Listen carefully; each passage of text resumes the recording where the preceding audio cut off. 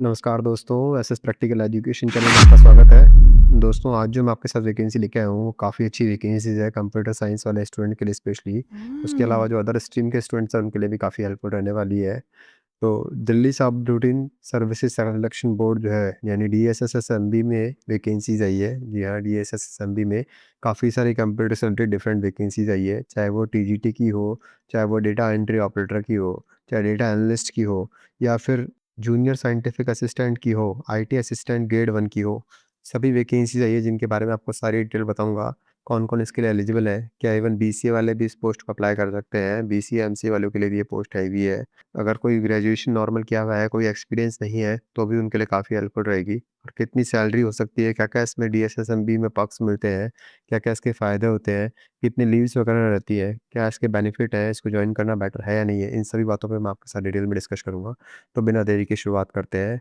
उससे पहले जो लोग अगर चैनल पर नए हैं एसएस प्रैक्टिकल एजुकेशन चैनल पर और चैनल को सब्सक्राइब नहीं किया है, तो चैनल को भी सब्सक्राइब कर दीजिएगा, जिससे आपके पास लेटेस्ट अपडेट एंड नोटिफिकेशंस जो है वो इसी हिसाब से आते रहें दोस्तों। तो चलिए जानते हैं इस वीडियो में। तो दोस्तों, सबसे पहले जो मैं आपके साथ वैकेंसी लेके आया हूँ, वो ट्रेनिंग ग्रेजुएट टीचर यानी ट्रेन ग्रेजुएट टीचर टीजीटी की जो वैकेंसी है कंप्यूटर साइंस एंड डिपार्टमेंट में लेवल 7 की बेसिस है। यानी कि लगभग 42,000 रुपये इसकी बेसिक पे होती है। ठीक है। और इसमें कुछ और अदर पर्क्स वगैरह मिला के सैलरी लगभग 90,000 के आसपास हो जाती है, डीए वगैरह को जोड़ दें प्लस एचआरए वगैरह को भी जोड़ दें, तो सैलरी इवन 90,000 से भी ज़्यादा बन जाती है। और जो नंबर ऑफ़ वैकेंसीज़ है वो भी कम नहीं है दोस्तों, काफ़ी ज़्यादा वैकेंसीज़ आई है, 416 तो अनरिज़र्व की आई है। उसके अलावा ओबीसी की, एससी की, एसटी की, ईडब्ल्यूएस की टोटल मिला के 675 वैकेंसीज़ आई है। और पीडब्ल्यूडी कैंडिडेट के लिए भी ये जो कुछ वैकेंसीज़ है वो रिज़र्व है, A, B, C and D category में। ए, बी एंड सी की कैटेगरी क्या होती है वो मैं आपको इस वीडियो में लास्ट में बता दूँगा।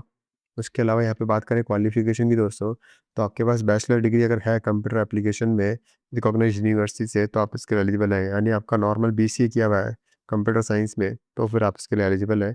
और अगर आप ग्रेजुएशन है किसी कंप्यूटर साइंस से फ्रॉम रिकॉग्नाइज्ड यूनिवर्सिटी की, provided that computer science subject must be studied in all the years as a main subjects. यानी आपकी कंप्यूटर साइंस इंजीनियरिंग में आपकी बीटेक की हुई होनी चाहिए, या फिर यूँ कहें आईटी में आपकी बीटेक की हुई होनी चाहिए, तो आप इस पोस्ट के लिए दोस्तों एलिजिबल हैं। बीई बीटेक जैसे मैंने आपको कह ही दिया कि इन्फॉर्मेशन टेक्नोलॉजी या कंप्यूटर साइंस में अगर है, तो आप इसके लिए एलिजिबल हैं। और graduated in any subject with A level course from DOE ACC अगर आपका कोर्स किया हुआ है, जो कि ministry of home information and communication IT technology government of India से आता है, तो भी आप इस पे पोस्ट के लिए जो है एलिजिबल है। और उसके अलावा ये जो है कुछ रिलैक्सेशन वगैरह रहते हैं, वो रिलैक्सेशन भी इसमें रह सकते हैं, अदरवाइज़ वेल क्वालिफाइड कैंडिडेट होना चाहिए। और कुछ और डिज़ायरेबल इसमें नहीं है, एसेंशियल भी कुछ अलग से नहीं है, एक्सपीरियंस यानी ज़ीरो एक्सपीरियंस माँगा है, टीजीटी वाली पोस्ट के लिए कोई एक्सपीरियंस नहीं माँगा। पे स्केल आप देख पा रहे हैं, 44,900 रुपये बेसिक पे है, लेवल 7 की वैकेंसी है। कुल मिला के जो ग्रॉस पे हो जाएगी 44,000 के हिसाब से लगभग 95 से 98 हज़ार जो है दोस्तों सैलरी हो सकती है, नेट सैलरी, पोस्टिंग अगर दिल्ली में होती है तो। तो जी हाँ, काफ़ी अच्छी सैलरी है, का फ्रेशर के लिए वैकेंसी है। एज रिलैक्सेशन की भी बात करें दोस्तों, तो 30 साल तक का अ, स्टूडेंट, जो भी विद्यार्थी है वो होना चाहिए, 30 साल से ज़्यादा उसकी एज नहीं होनी चाहिए। और जो गवर्नमेंट सर्वेंट में है उनको 5 साल का रिलैक्सेशन दिया जा सकता है दोस्तों। और जो कुछ अगर एम्प्लॉयी कुछ कॉन्ट्रैक्ट पे अगर सेम डिपार्टमेंट में वर्क कर रहे हैं, तो उनको भी दोस्तों कुछ रिलैक्सेशन यहाँ पे दिया जा सकता है। तो ये एक पोस्ट हो गई, उसके अलावा मैं आपको बताऊँगा इसके अलावा और कौन-कौन सी पोस्ट है। तो दोस्तों, जैसा कि आप मेरी स्क्रीन पे देख पा रहे हैं, जूनियर साइंटिफिक असिस्टेंट यानी जो फॉरेंसिक साइंस लैबोरेटरी होती है, फॉरेंसिक साइंस लैबोरेटरी में उसकी भी यहाँ पे वैकेंसी आई हुई है। जी हाँ, आप देख पा रहे हैं कि लगभग 5 वैकेंसी यूआर की है, 5 ओबीसी की है, 2 एससी, 1 एसटी और 2 ईडब्ल्यूएस, टोटल मिला के 15 वैकेंसी आई है, जो कि जूनियर साइंटिफिक असिस्टेंट की वैकेंसी आई है यहाँ पे। जी हाँ। और मास्टर की डिग्री होनी चाहिए आपके पास फिज़िक्स और केमिस्ट्री में या फॉरेंसिक साइंस है, with physics chemistry as one of the subject, यानी बीएससी आपका किया हुआ होना चाहिए फॉरेंसिक साइंस में, तो आप इसके लिए दोस्तों एलिजिबल हैं। जूनियर साइंटिफिक असिस्टेंट एचआरडी में भी आई है, जो कि फॉरेंसिक साइंस लैबोरेटरी होती है। तो इसकी अगर वैकेंसी की बात करें दोस्तों, तो 4 वैकेंसी यूआर की है, 1 ओबीसी की है, कुल मिला के 5 वैकेंसी यहाँ पे दी गई है। और आप देख पा रहे हैं मास्टर डिग्री होनी चाहिए फिज़िक्स में, मैथमेटिक्स में या कंप्यूटर साइंस में। जी हाँ, अगर आपका एमसीए किया हुआ है, मास्टर की आपके पास डिग्री है कंप्यूटर साइंस में या फिर फिज़िक्स, केमिस्ट्री और फिज़िक्स और मैथ में, तो आप इस पोस्ट के लिए एलिजिबल है। विथ ह्यूमन रिसोर्स और एमसीए और बीटेक इन कंप्यूटर साइंस और इलेक्ट्रॉनिक्स और आईटी और ईसी, तो वो भी आप इस पोस्ट के लिए दोस्तों एलिजिबल है। डिज़ायरेबल की बात करें, तो कोई ऐसा एसेस नहीं है, एक्सपीरियंस भी कुछ नहीं माँगा है, पे स्केल जैसा मैंने आपको ऊपर बता ही दिया। एज लिमिट जो है दोस्तों 27 साल तक की एज लिमिट है। अगर जो भी स्टूडेंट 27 साल से ऊपर नहीं है, नीचे है और फ्रेशर है, तो डेफ़िनिटली इस पोस्ट के लिए अप्लाई कर सकते हैं। उसी के साथ-साथ दोस्तों एक similar position junior scientific assistant के लिए भी आई है। यहाँ पर भी टोटल वैकेंसी की बात करें तो 14 वैकेंसी यहाँ पे आई हुई है।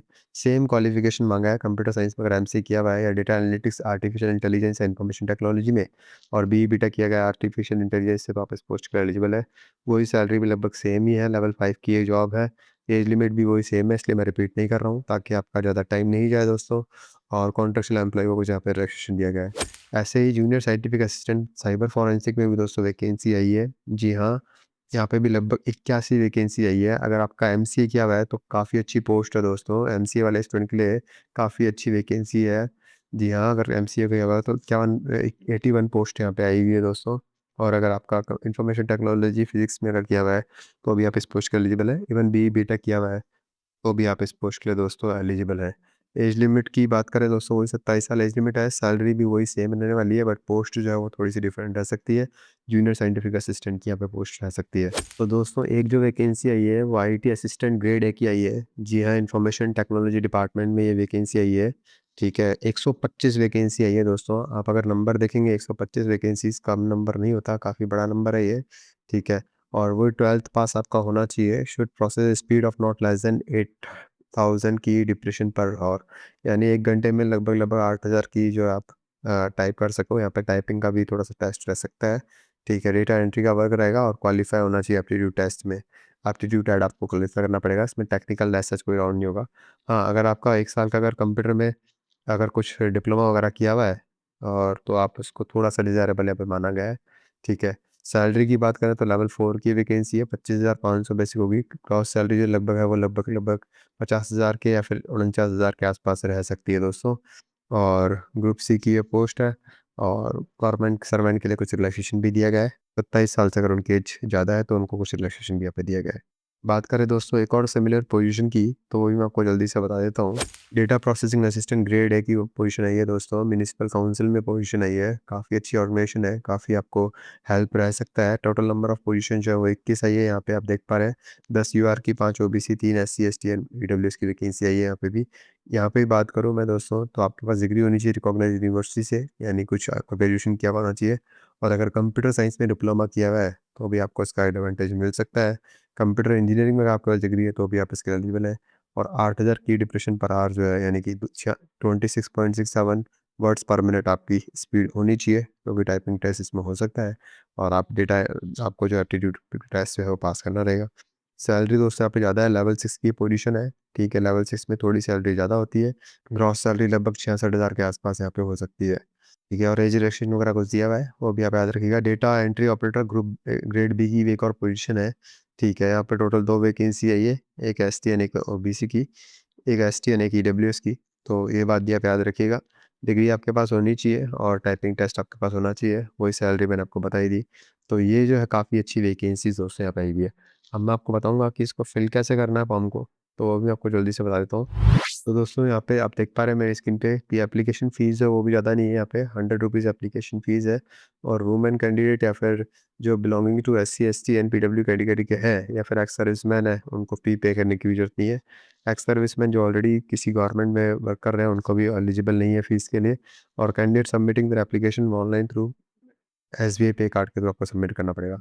अब बात करें जो मैंने आपको 3 पोस्ट बताई थी, आईटी वाली जो पोस्ट थी यानी आईटी ग्रेजुएट्स वाली थी या फिर data processing assistant grade A की थी या डेटा एंट्री ऑपरेटर की थी, उनमें आपका एक ही टेस्ट रहेगा। जी हाँ, 200 नंबर का एक टेस्ट रहेगा जिसमें आपको general awareness, general intelligence, arithmetical and numerical यानी कि एप्टीट्यूड वाला पोर्शन रहेगा और रीजनिंग वगैरह रहेगी। इंग्लिश का टेस्ट होगा, हिंदी का टेस्ट होगा। टोटल 200 नंबर का पेपर रहेगा। हर एक कैटेगरी में 40 मार्क्स देंगे दोस्तों। और फाइनल मेरिट जो बनेगी इसी के एग्ज़ाम पे बेस्ड बनेगी। जबकि बात करें जो मैंने आपको ऊपर जो डिफरेंट एग्जांपल दिए बताए थे, जो कंप्यूटर साइंस से रिलेटेड वाले थे, उनमें एक सेक्शन ए और सेक्शन 2 दोनों रहेंगे। सेक्शन ए में तो ये 100 मार्क्स के क्वेश्चन देंगे, जबकि सेक्शन बी में जो है वो सब्जेक्टिव वो जो है वो सब्जेक्ट स्पेसिफिक रहेगा। यानी आप लेट्स सपोज से कंप्यूटर साइंस का अगर एग्ज़ाम की बात करें, तो कंप्यूटर साइंस के एमसीक्यूज़ में रहेंगे, 100 जो है वो क्वेश्चंस उसमें रह सकते हैं दोस्तों। और 100 क्वेश्चन के बाद ही वहाँ पे ही मेरिट बनेगी। पेपर 2 को वेटेज दिया जाएगा, पेपर 1 क्वालिफाइंग इन नेचर होगा दोस्तों, इस बात को भी आप याद रखिएगा।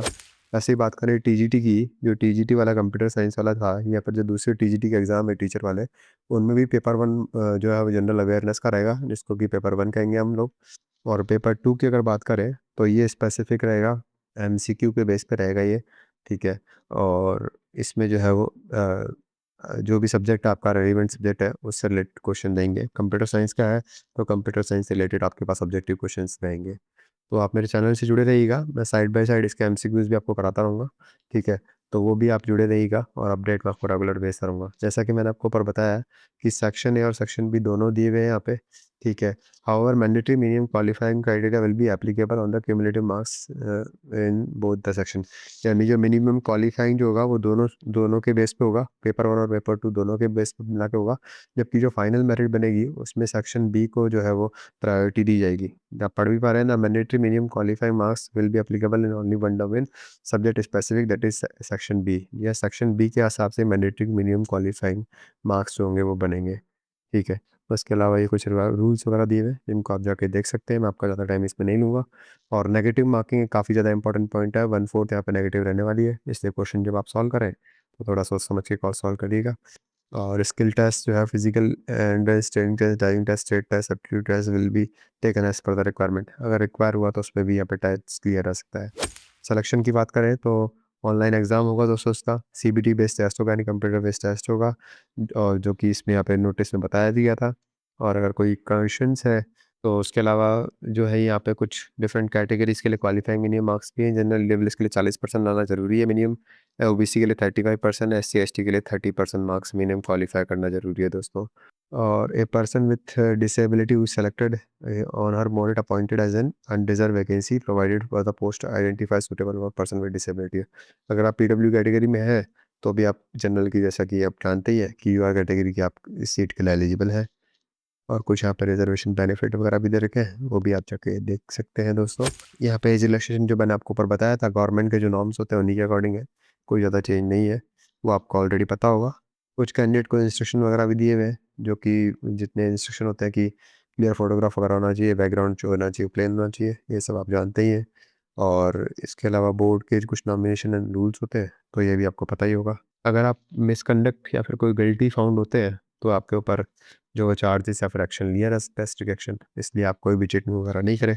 इसके अलावा ये इन्होंने यहाँ पे जो ऑफिस मेमोरेंडम जारी किया था एज लिमिट को लेके, वो भी यहाँ पे मेंशन किया गया है, जो कि यहाँ पे कॉन्ट्रैक्ट एम्प्लॉय अगर है तो उनके लिए थोड़ा बेनिफिट हो सकता है। तो ये सारी डिटेल्स है दोस्तों, ये सारी जानकारी है, काफ़ी अच्छी पोस्ट है, काफ़ी अच्छी वैकेंसीज है। कमेंट करके आपका अगर कोई डाउट है तो आप मुझे रीच आउट कर सकते हैं। चैनल पर नए हैं तो चैनल को भी सब्सक्राइब कर दीजिएगा दोस्तों। And thank you so much again for watching the video and have a good day.